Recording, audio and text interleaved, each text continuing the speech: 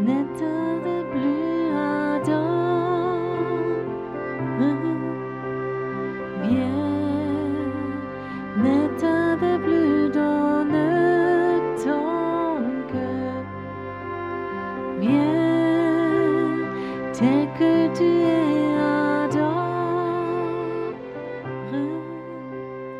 viens.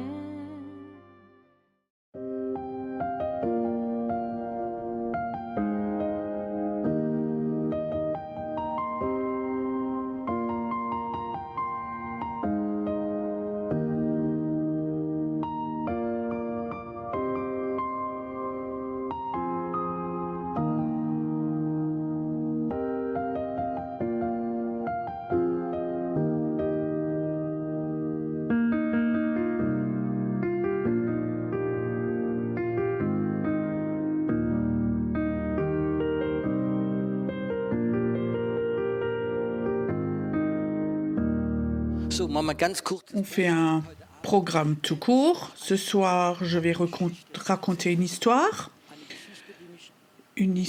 qui, moi, m'a touchée profondément. Quand j'ai entendu cette histoire et que j'ai commencé à réfléchir, le Seigneur a commencé et continué cette histoire-là. Il a continué l'histoire et ça a brisé mon cœur et ça aussi je voudrais vous le partager.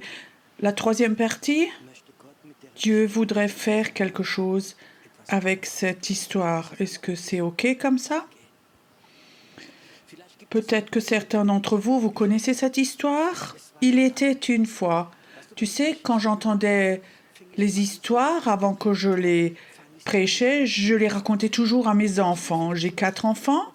Et quand les enfants disent « Papa, ça c'est une histoire vraiment bien », alors je peux la raconter aussi aux adultes. Il était une fois dans un pays. Il y avait un roi. C'était un bon roi. Il était heureux. Il était béni. Il était marié. Il avait un fils. Il était très aimé par son peuple. Et il avait un passe-temps. Et il avait beaucoup d'argent. Son passe-temps, c'était les chevaux. Et il a acheté les meilleurs et les plus beaux chevaux du pays. Il avait plusieurs écuries dans le pays. Et il avait les pur sang, les arabes, plusieurs sortes. Et ça, c'était vraiment son passe-temps. Et il était heureux avec ça, jusqu'un jour. Tu peux imaginer, un de ses employés vient et dit « Majesté, un cheval a été volé. » Et le roi était choqué. « Qui peut me voler, moi, le roi? Qui peut me voler un cheval ?» Ça l'a préoccupé. 2 jours après, l'employé revient. Cette nuit, de nouveau, un cheval a été volé. 2 chevaux en 2 semaines. 3 jours plus tard, encore une fois.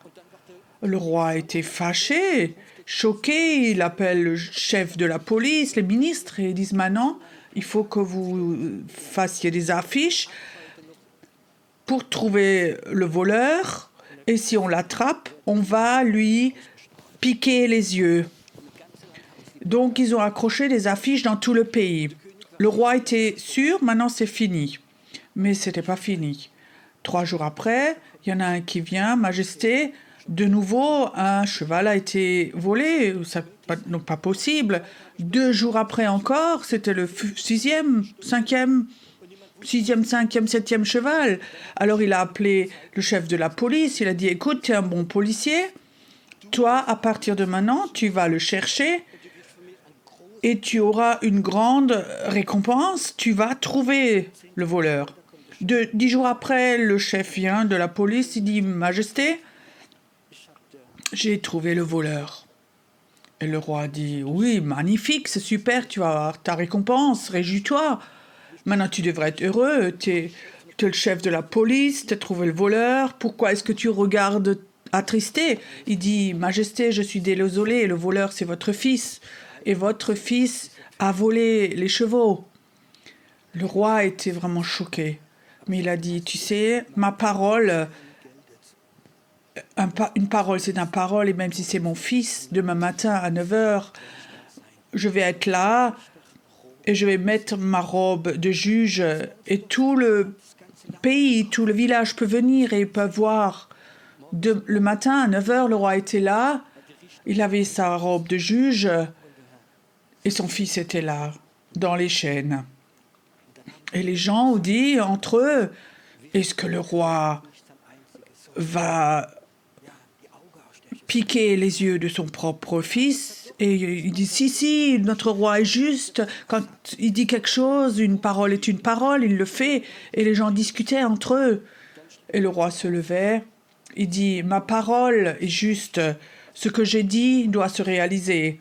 Demain matin, 9 heures, il va venir, le bourreau sera là et il va lui piquer, lui brûler les yeux.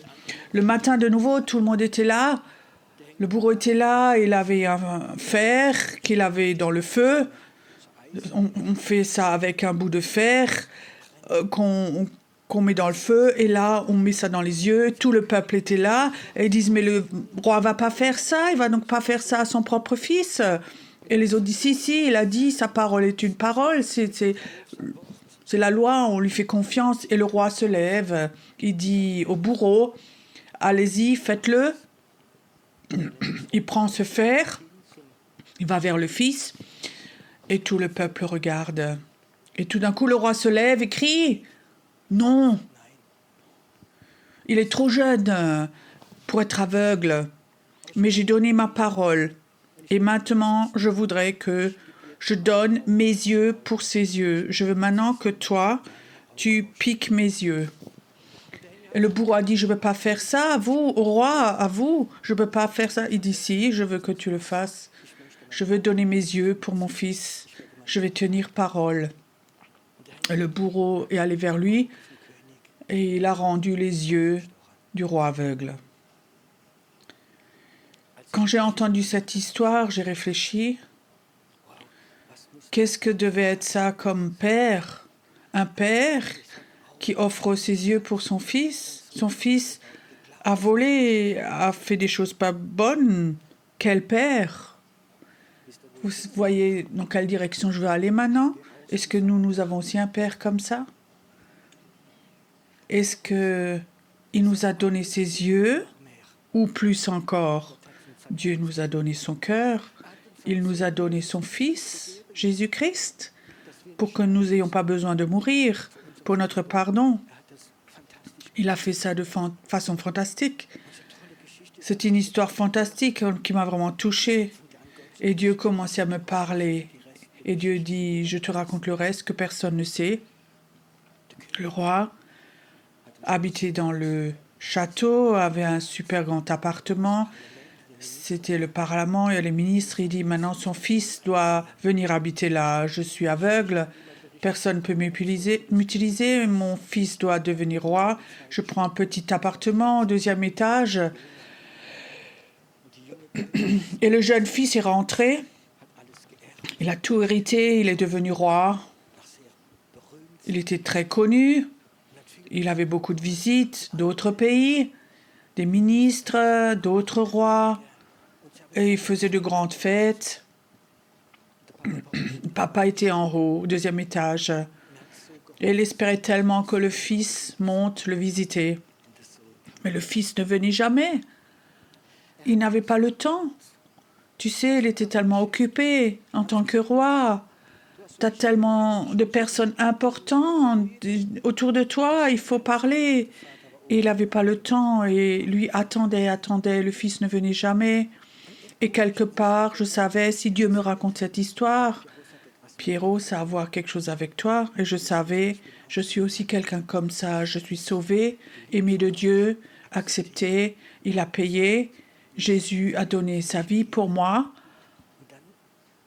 Et très tôt, Dieu m'a donné des dons, guérison, délivrance prophétique. J'ai servi, j'ai fait, mais je n'avais plus le temps pour mon Dieu.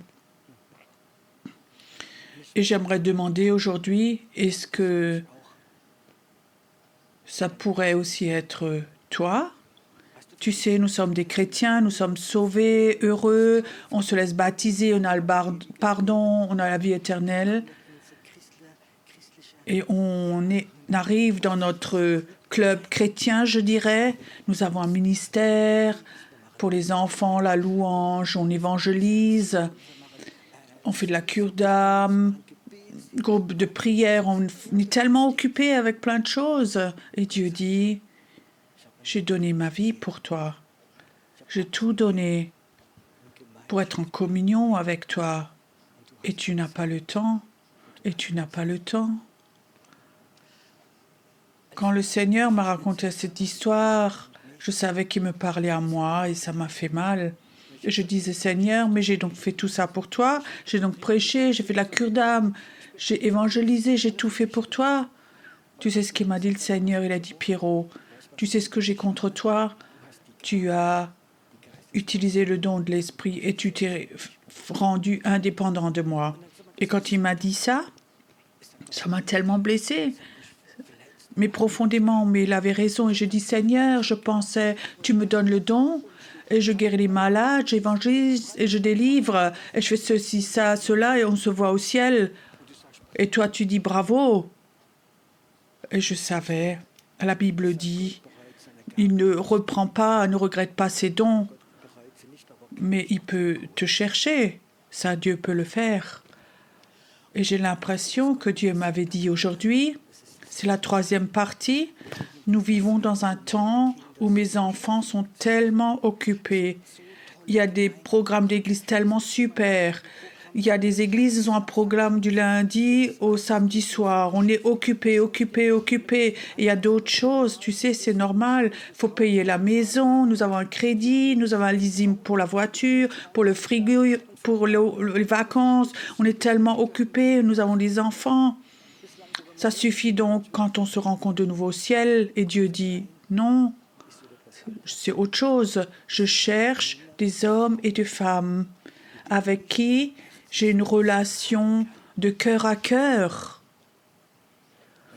En route, dans ma voiture, j'aime me laisser conduire. Dieu m'a parlé, Pierrot, il y a un temps qui va venir où moi, j'aimerais de façon toute nouvelle envoyer un appel où j'appelle des hommes et des femmes, où je cherche, qui ne sont pas très doués, pas très saints, qui ne sont pas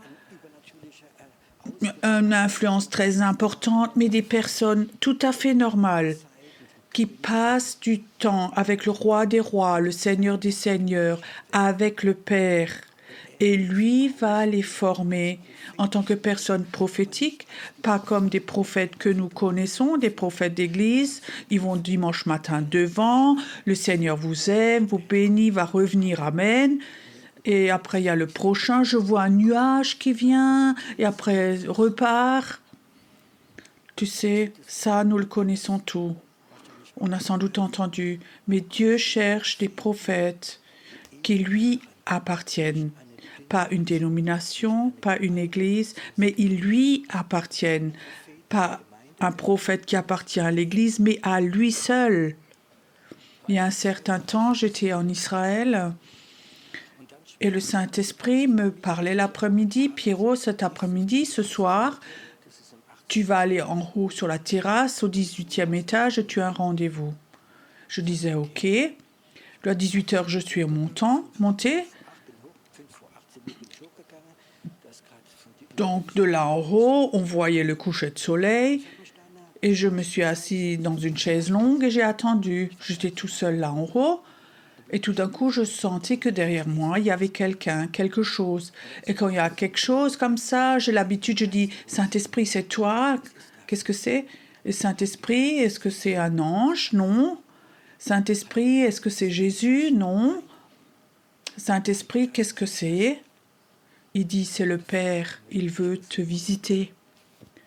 Et j'étais là, assis sur ma chaise, et je sentais derrière moi, il y avait une présence de Dieu très très forte, et le Père était là. Et il ne parlait qu'un mot. Tu sais ce qu'il m'a dit? Pierrot, ton esprit m'appartient. Pas mon âme, pas mon corps, pas mon intelligence, mes mains.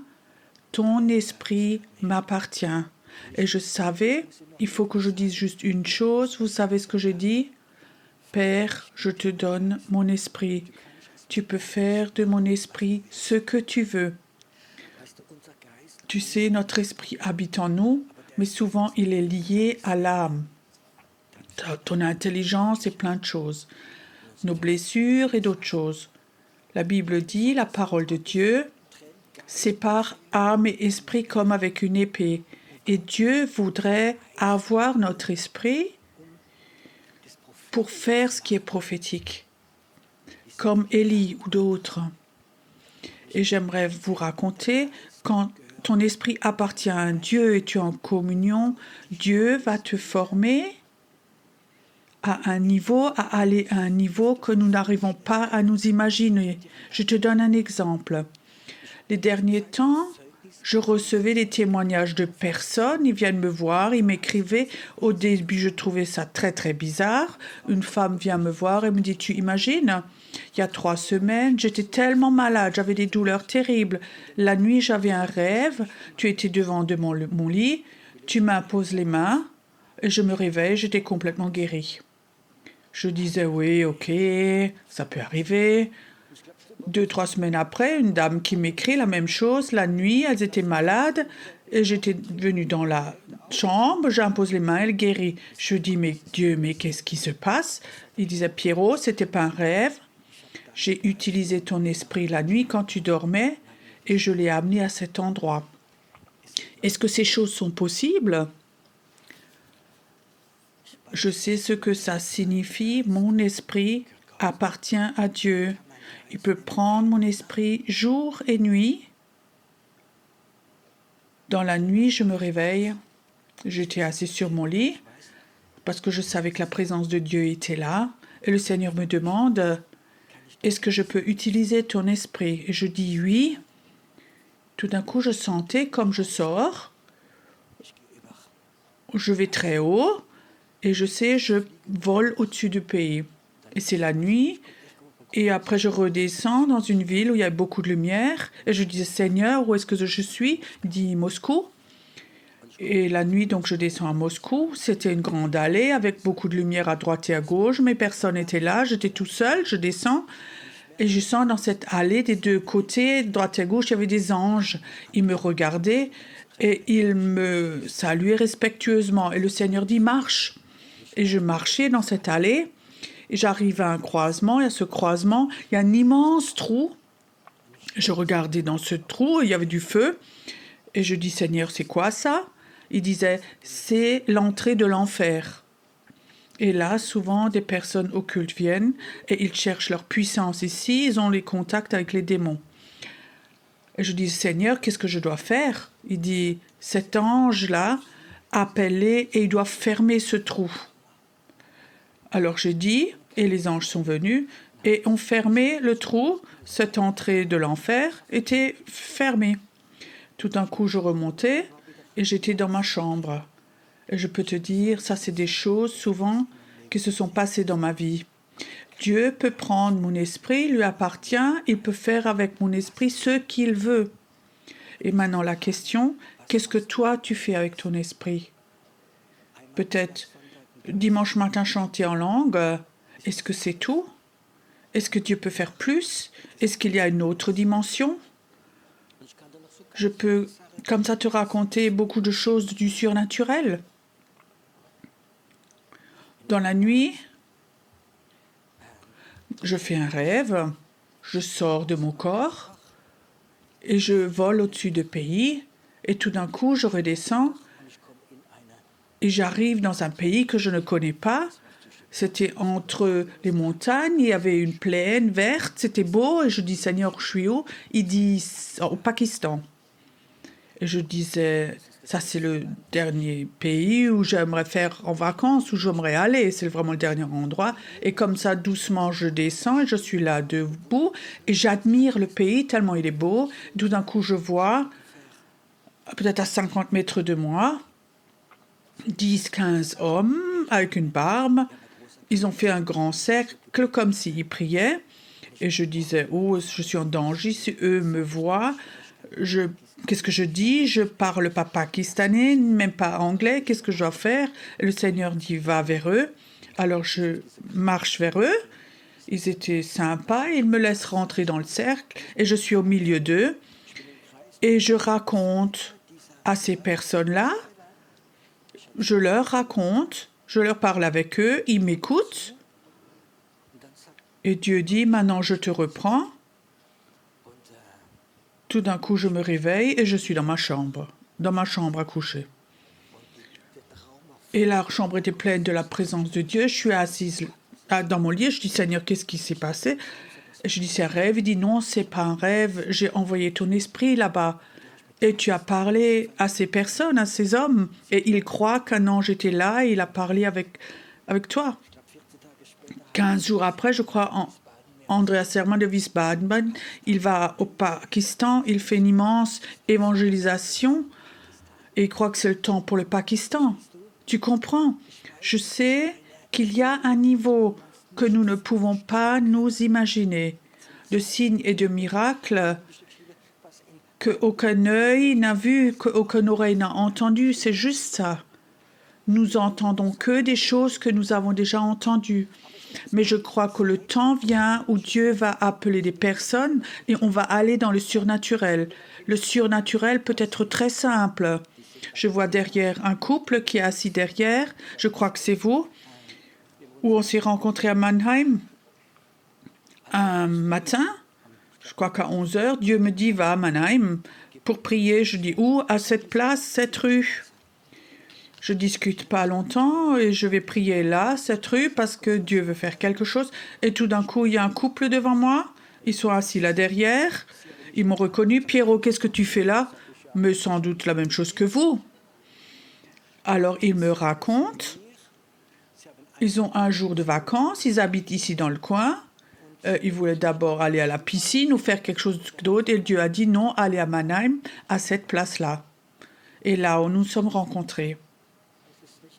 Je le dis parce que je les vois là derrière. Mais ça, c'est quelque chose, c'est une vie normale dans l'esprit. Maintenant, je rencontre de plus en plus de personnes qui apprennent à être obéissants quand Dieu a besoin de leur esprit pour faire quelque chose. C'est juste ça.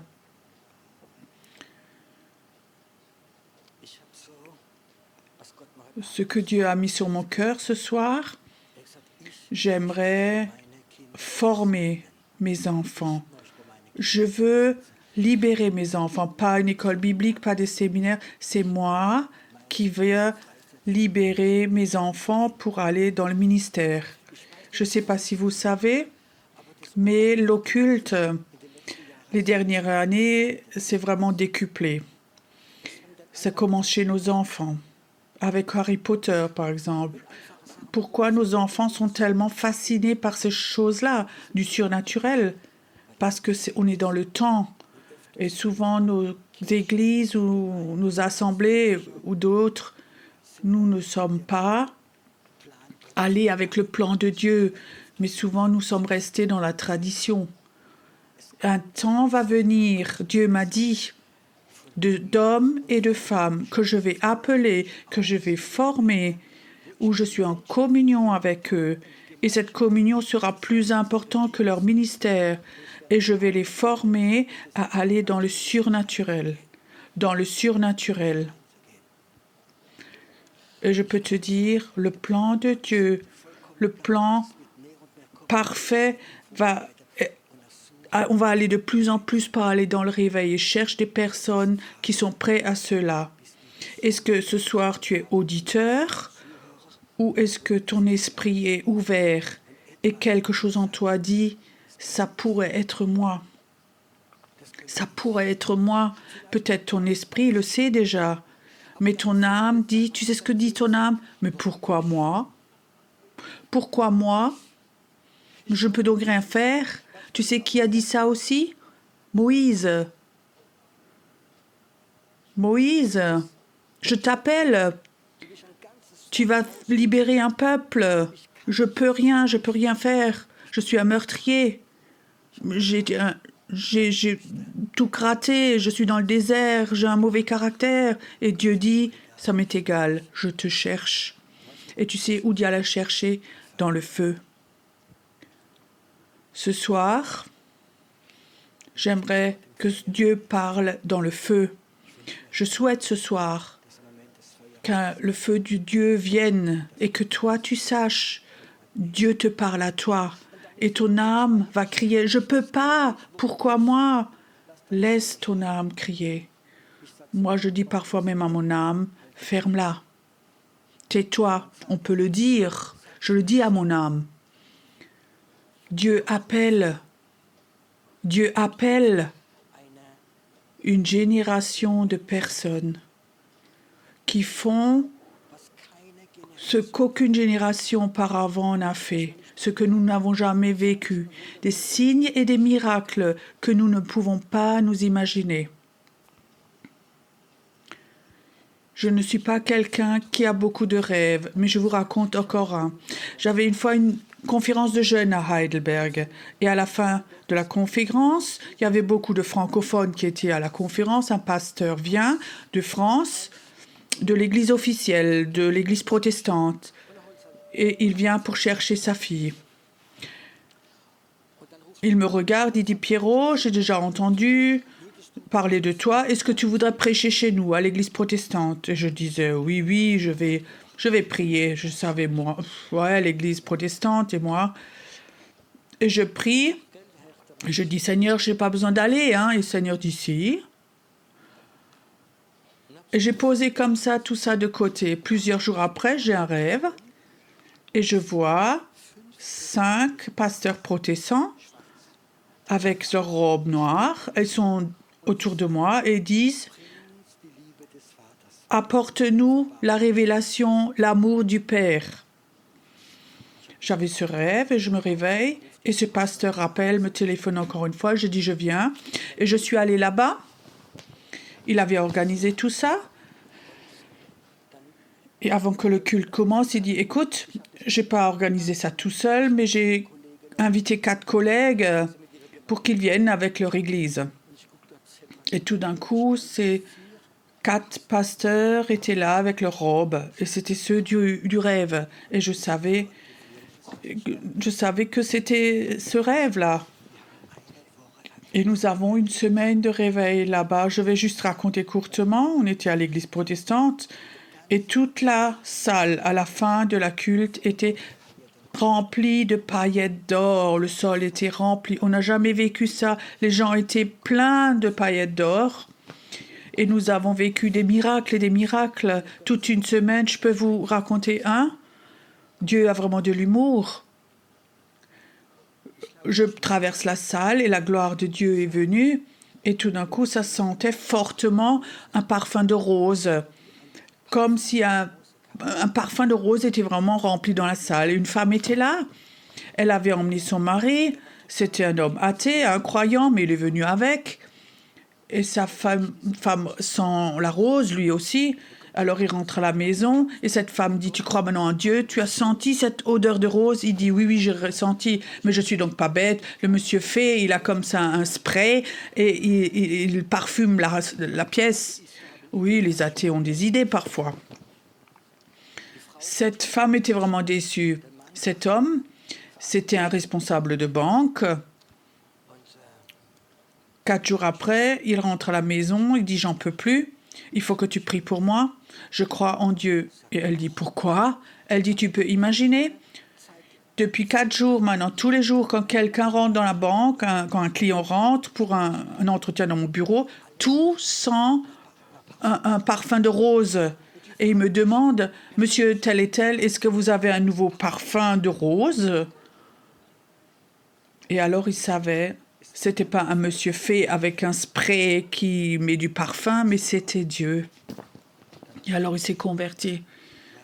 Et nous avons vécu et vu beaucoup de choses comme ça. Je crois que nous rentrons dans un temps où Dieu va ébranler les personnes au travers de son action, pas au travers des pasteurs, au travers d'hommes et de femmes, tout simple, normal, que Dieu appelle et qui sont prêts, pas parce qu'ils ont un don, comme moi j'avais fait ou d'autres, pour travailler avec le don dans le ministère. Tu sais, c'est magnifique que tu aies un ministère, mais un ministère, c'est pas une communion avec Dieu. Et tu sais, et un ministère peut te détruire. Vous savez combien de pasteurs charismatiques l'année dernière ont fini en burn-out et ont arrêté. Ils ont arrêté leur ministère pour aller en thérapie. Le ministère peut nous détruire, pas notre communion avec Dieu. Cette nouvelle vague qui vient, que Dieu appelle, ça va être des personnes qui vont être en communion avec Dieu le Père, et Dieu lui-même va former, enseigner son peuple. Dieu va le faire lui-même. Beaucoup sont appelés. Certains vont être tellement emballés par leur ministère.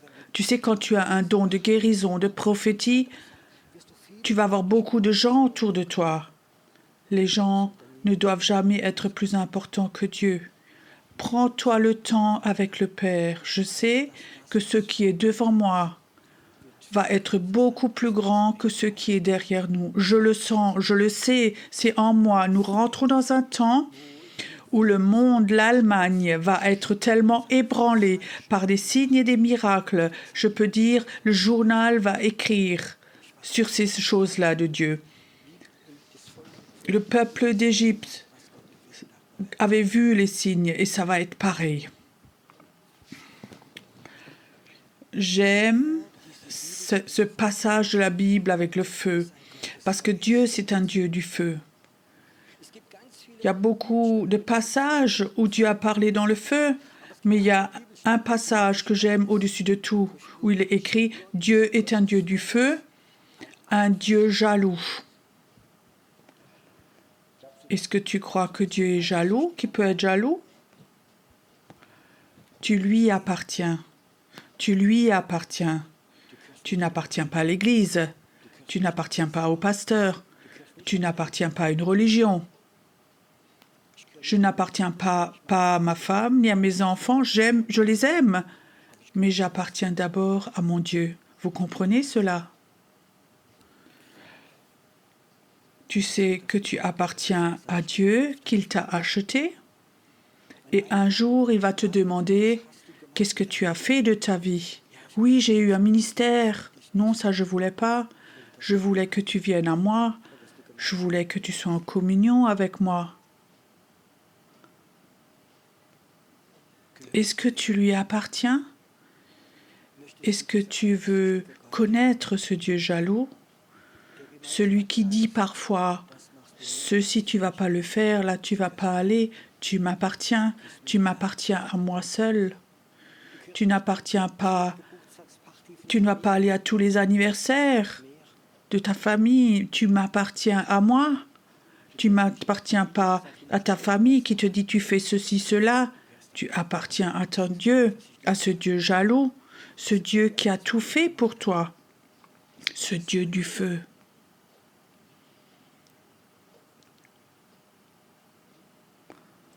Dans la Bible, il est écrit, quand Dieu parle dans le feu, alors les gens ne vont pas l'oublier, les générations futures vont encore le savoir. Ce que j'ai prêché aujourd'hui, ce n'est pas pour tout le monde, mais c'est pour les personnes qui peuvent dire « Dieu est pour moi tout, et moi je suis pour lui tout. » Et je veux revenir vers ce Dieu jaloux, ce Dieu du feu. Celui qui dira souvent « Ton temps m'appartient, ta volonté m'appartient, tes pensées m'appartiennent, tes finances m'appartiennent, tes plans m'appartiennent. Viens, reviens à moi et pense à ce roi qui était aveugle, qui habitait sur cette terrasse, où le Fils n'avait pas le temps pour lui, malgré qu'il lui a offert ses yeux, sa vie. Ce Dieu du feu est là maintenant, et il appelle maintenant. Il appelle des prophètes qui vont vivre les miracles, des prophètes qui vivent pour lui, pas pour les humains, pour lui. Et il va les utiliser. Ce temps qui va venir et pour préparer le réveil, comme Élie qui a prié, et pendant 3 ans, plus de pluie n'est tombée sur sa parole à lui. Ce temps va de nouveau revenir, où ta parole, Dieu va faire des miracles. Écoute, si tu es là, et tu sens maintenant ce Dieu jaloux, ce Dieu du feu, celui qui ce soir te dit, tu m'appartiens, et tu peux dire oui, et tu sais que Dieu t'appelle à aller dans cet appel prophétique. Alors viens devant maintenant. Tu peux t'agenouiller devant. Ne viens pas pour être béni. Ne viens pas parce que les autres viennent, mais parce que tu sais que Dieu, qu'il veut t'avoir dans cette vague prophétique qui va venir. Viens devant maintenant. Ne viens. Je sens ce soir cette haine du diable, de la sorcellerie, qui ne veulent pas que ça se passe ce soir. Venez tous devant, faites de la place pour que tout le monde peut venir. Je vois comme la sorcellerie regarde maintenant et lance des malédictions et ne vont pas te toucher parce qu'il y a des anges qui sont là ce soir. Parce que c'est un moment saint maintenant. C'est un moment saint maintenant. Il y a des femmes qui sont là, qui ont des problèmes de bas-ventre, des saignements, parce que la sorcellerie t'a maudit. Et je brise au nom de Jésus ces malédictions. Tes saignements vont s'arrêter. Tes saignements vont s'arrêter. Et ce sacrifice qui a été fait pour toi est annulé. Parce que le sacrifice de Dieu est plus grand et ça te libère maintenant. Maintenant. Sorcellerie, tu lâches maintenant. Tu lâches maintenant. Il y a quelqu'un qui est là. Tu avais déjà des douleurs de dos terribles qui t'ont rendu dépressif et tu souhaitais même la mort. Je vois comme cette personne est là.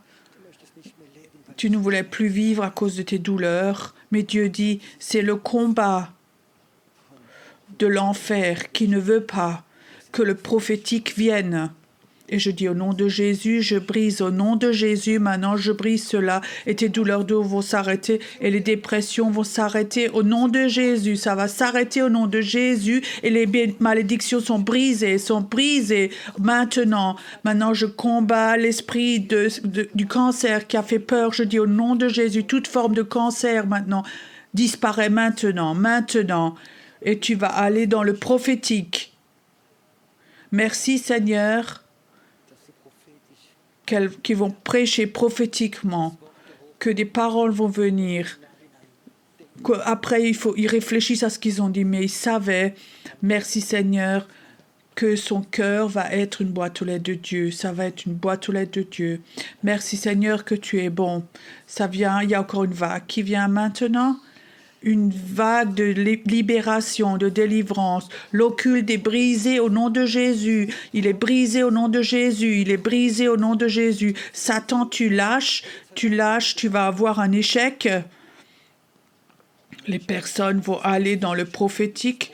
Tu vas appeler des prophètes maintenant, mais aussi des gens qui regardent. Derrière ton écran, toi qui es chez toi, Dieu t'appelle. Dieu te parle à toi maintenant à la maison. Merci Seigneur que tu es un Dieu merveilleux. Ça part maintenant. Il y a quelqu'un qui est là. Tu as perdu ton odorat déjà un certain temps. Je ne sais pas, à cause d'un médicament, d'une opération. C'est qui la personne? Fais-moi signe. Tu as perdu le sens de l'odorat. Fais vite. Tu ne peux plus sentir certaines odeurs. Mets ta main dessus maintenant. Merci Seigneur que maintenant tu fais des miracles. Que tu restaures maintenant tout ce que l'ennemi a détruit. Dieu va le restaurer de nouveau et tu vas être un témoignage vivant.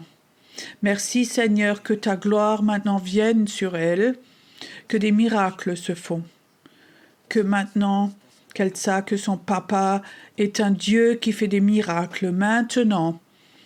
Merci Seigneur que ce soir, des choses toutes nouvelles se font. Merci Seigneur que ce soir, des personnes, la première fois dans leur vie, sentent Dieu de façon réelle.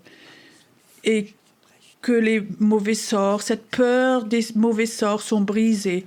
Ton Dieu ne t'a jamais abandonné. Je vois déjà en tant que petit enfant déjà, où l'ennemi a dit, celle-là, je veux l'avoir. Et Dieu a dit, non, elle m'appartient. Et il y avait un combat à cause de toi. Mais ce soir, Dieu veut élever ton esprit. Tu vas maudire la sorcellerie. Tu vas avoir une autorité. Dieu voudrait te donner un don, que tu pries pour des enfants qui ne peuvent pas avoir d'enfants et les femmes vont mettre des enfants au monde. Tu vas faire de la délivrance. Tu vas rentrer dans le monde invisible, voir dans le monde invisible. Le combat qui était là les derniers temps, tu ne voulais plus. Dieu dit, je te libère maintenant. Tu vas voler. Tu vas voler. Merci Seigneur que tu la libères. Père, ces peurs démoniaques, elle va le quitter. Ces peurs des humains est brisée. Esprit de mort, tu vas lâcher. Il ne va pas mourir. Un jour, tu vas l'appeler quand le temps sera là. Merci. Il sait qu'il est appelé de Dieu. Il est appelé de Dieu. Nous avons un Dieu qui fait des miracles. Inspirez voir profondément. Il y a quelque chose qui descend du ciel maintenant. Il y a quelque chose qui descend du ciel. Reçois maintenant, reçois. Il y a maintenant comme une buée qui descend du ciel, une fraîcheur, une brise qui descend du ciel maintenant. Merci Seigneur, merci Seigneur, que ici, qu'il y ait un endroit, que ce soit un endroit du réveil ici, Père de la cendre, tu vas faire naître la vie. Ça va être un endroit du réveil ici. Les gens vont venir de loin. Nous allons voir comme des gens vont venir d'autres nations et vont abandonner leur Dieu pour prendre ce Dieu-là. Nous allons le voir, tout ça. Nous allons aussi voir que quelqu'un du Pakistan va venir. Et tout de suite, il va rencontrer son Dieu ici maintenant. Merci Seigneur, ou toi, tu n'as pas autorisé que la mort étende sa semence ici par la résignation, la critique et d'autres choses. Merci Seigneur, que c'est un endroit merveilleux ici et que ici, le Saint-Esprit se sent à l'aise, qu'il va se sentir à l'aise de plus en plus, de plus en plus, de plus en plus. Chantons encore un chant ensemble et qu'on recevait.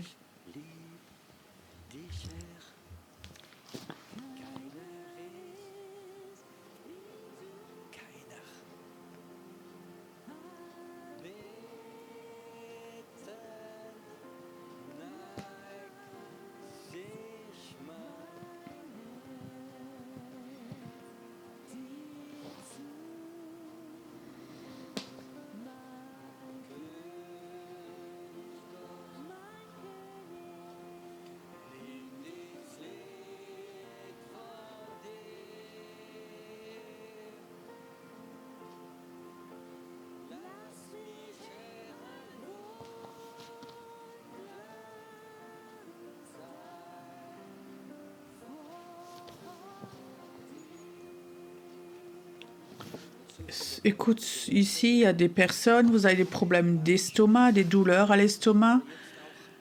Je vais prier maintenant et il y a une vague de guérison qui va venir aussi dans la salle, aussi au travers de la caméra chez vous, à la maison. Il y a beaucoup de guérisons qui va se passer. Les gens qui ne me connaissent pas, qui sont à la maison, qui vous regardez sur YouTube, la puissance de Dieu va venir et vous allez être guéris. Écoute, si tu es là ce soir et tu es malade, mets ta main dessus. C'est appartient à ces signes extraordinaires que Dieu veut faire. Il y a des gens qui vont rentrer dans la salle, ils rentrent chez eux. Peut-être que personne n'a prié pour eux, mais leur tumeur, tout ce qu'ils ont de cancer en eux, les dépressions, les quittent. Père, je prie ce soir qu'une vague de guérison vienne. Qu'une vague de guérison vienne ce soir, où la fatigue, la résignation a presque tué les personnes. Ce soir, je prie, je proclame l'esprit de vie sur eux. Merci Seigneur que maintenant que la faiblesse les quitte, la maladie les quitte. Maintenant, quelqu'un est là, tu es malade au niveau de tes os. Je ne sais pas si c'est une déminéralisation ou autre chose. Dieu voudrait toucher tes os maintenant. Dieu voudrait toucher tes os maintenant. Maintenant. Maintenant. Il vient, ça vient, ça vient. Merci Seigneur. Aussi un bilan sanguin, que tu le changes maintenant. Que ce soit qu'il y ait une rencontre avec Dieu dans cette salle, qu'on voit des signes et des miracles. Merci Seigneur, que ce que l'ennemi a essayé de détruire, que maintenant ce soit de nouveau mis en ordre. Esprit de maladie, au nom de Jésus, tu vas quitter l'esprit de maladie, esprit de faiblesse, tu quittes maintenant au nom de Jésus, esprit de résignation, tu quittes maintenant au nom de Jésus. Et maintenant, ici, c'est un lieu de guérison, c'est un Bethesda ici.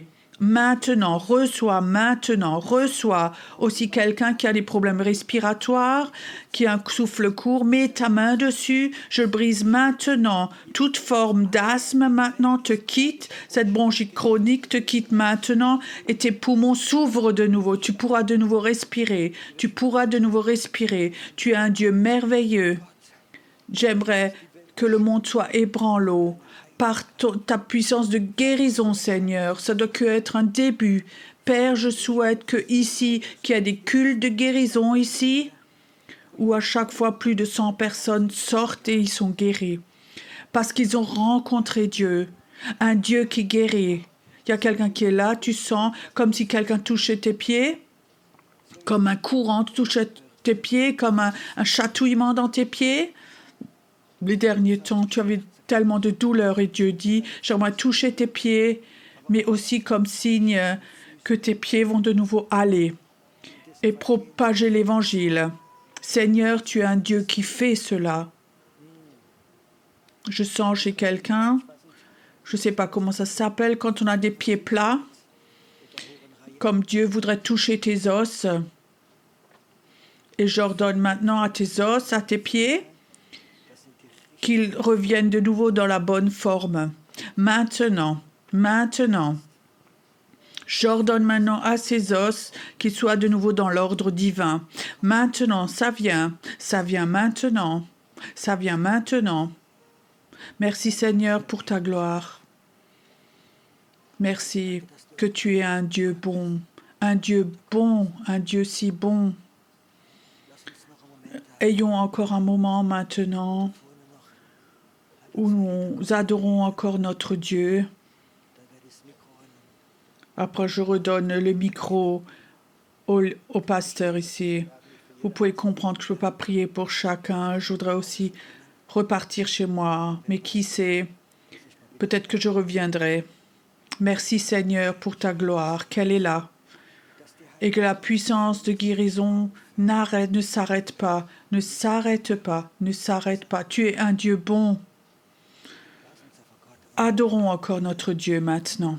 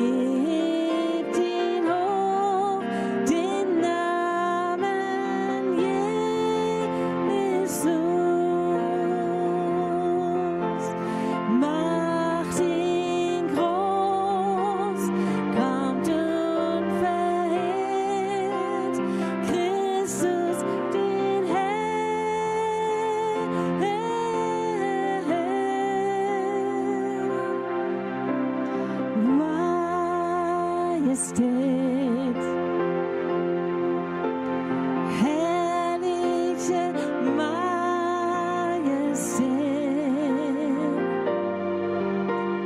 Jesus, du starbst, bliebst nicht im Grab. Halleluja.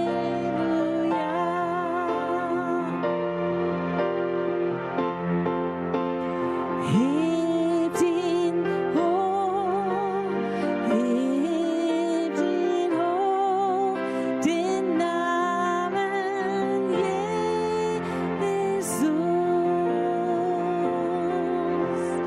Macht ihn groß, kommt und verehrt Christus den Herrn.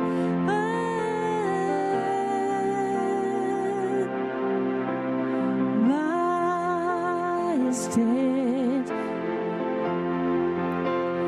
herrliche Majestät.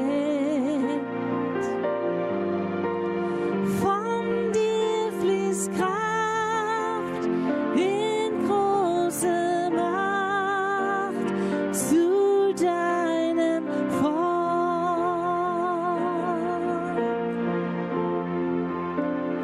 Von dir fließt Kraft in große Macht zu deinem Volk.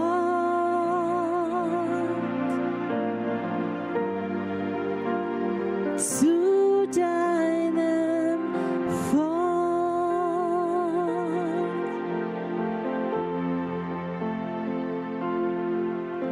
Ich will dir danken, Herr, unter allen Erdenvölkern. Ich will dir Loblieder singen unter den Menschen.